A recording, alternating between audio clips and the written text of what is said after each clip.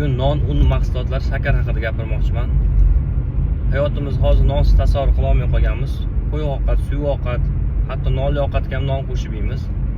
Shakarli mahsulotlar, novvot, oq qand, qandlar, shirinliklar, shokoladlar, pishiriqlar, kompotlar, soklar, rangli gazli ichimliklar hammasi shakar saqlaydi. Hammasini sevib har kuni iste'mol qilamiz.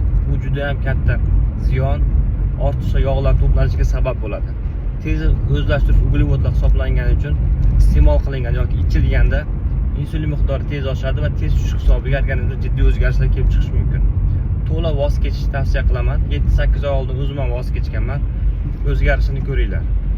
Shakar, un mahsulot, non mahsulotlari quruq kaloriya xolos, hech qanaqa mikroelement saqlamaydi. Non yemasa soch to'kiladi deb o'ylaydi. Haqiqatda non mikroelementlarga boy bo'lgan oldingi davrda kepaklar ajratilmasdan tegirmon unlarida qilingan nonlarda. Hozirgi unlarda foydali joylar kepak ajratib hayvonlarga beriladi. Qolgan oppoq vishi sortlar shu holatda odamlar iste'mol qiladi. Bu quruq kaloriya beradi.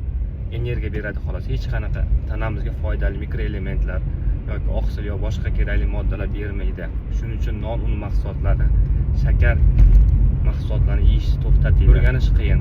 2-3 oyda o'rganadi tanamiz. Sekin-sekin moslashadi. O'zingizlar o'zgarish sezasizlar.